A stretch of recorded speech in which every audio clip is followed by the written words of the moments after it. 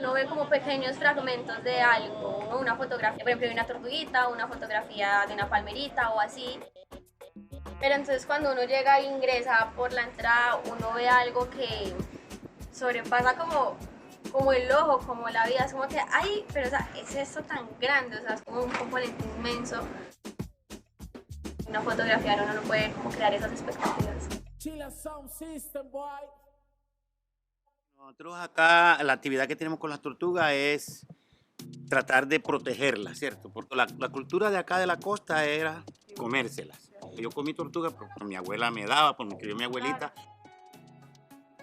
Cuando uno viene con esa cultura, con con la que nos criaron a nosotros, entonces cuando ya uno empieza a dar vuelta a esa página, a dejar los hábitos que nos enseñaron para cambiar de hábitos, empezamos a identificar otras personas que sí compartían y comparten aún el proyecto. Hemos tratado de ir ganando esos espacios a través de los hechos. Un día me conseguí unos plátanos, unas yucas y me vine. Aquí se mantiene esto lleno de pescadores. Me encontré 3 cabezas de tortuga que las habían sacrificado los pescadores afuera. Yo del medio ambiente, pues, no le paraba como bola a eso. Pero al ver eso me motivó tanto y me preocupó tanto, entonces le dije a un amigo que me ayudara, porque yo como no sabía nada, le dije, ¿qué podemos hacer para esto? Pues yo también voy a ser guardián de las tortugas. Convoqué a la comunidad, le expresé lo que estaba pasando en las playas, porque esto cuando llegaba el mes de junio, hasta octubre, esta playa se la fraccionaban. Este lote de aquí hasta tal parte es mío, este de aquí hasta tal parte. Tortuga que saltara por ahí, tortuga que la veías pasar tú en un burro en la mañana para allá. La sacrificarla, porque eso era plata, era comida y era plata. Bueno, ya de ahí nace que empezamos a monitorear la tortuga sin ningún conocimiento, sin ninguna técnica, voluntariamente. Nosotros saltaba la tortuga y cuando simplemente la veíamos subir, la dejábamos que hiciera todo su proceso de organizar el terreno, donde ella botaba todos los troncos que habían, escogía si le gustaba, ahí hacía la excavación para ponerlo. Si no le gustaba, se iba, o buscaba más adelante hasta que por naturaleza ella busca donde le quiera. Nosotros ahora, ¿qué hacemos?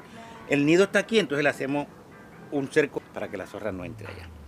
Las tortugas cuando saltan hay que marcarlas, hay que medirlas, mirar si tienen evidencia, si traen placas de otras partes, a ver si están heridas. Y cuando uno sale tiene que anotar hasta la hora de salida. Si voy a salir a las 7, salgo a las 7.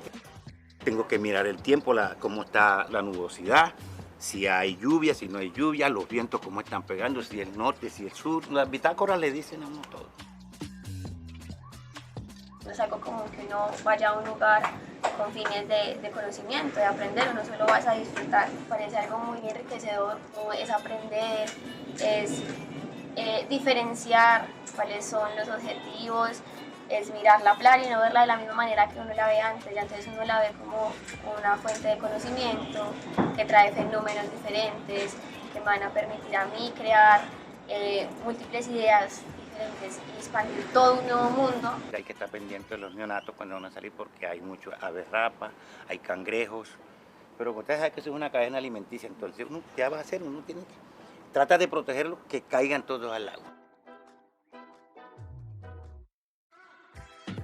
Y lo otro que tenemos acá es que son 4 especies, que casi en el mundo, casi por lo regular, no hay una playa que se dé ese lujo. Eso es lo que yo he querido, que por lo menos venga una persona, se haga un estudio cuál es la característica de esta playa.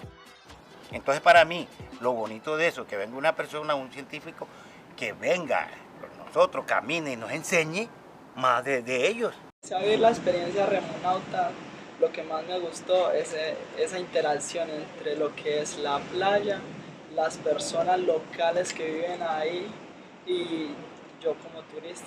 Entonces cuando yo llegaba y nuestro amigo Orlando nos comentaba acerca de las tortugas y cómo hacían las cosas y cómo para él se sentía algo como muy brillante, muy hermoso. Entonces esa energía que nos transmitía Orlando también como que yo me la llevo aquí.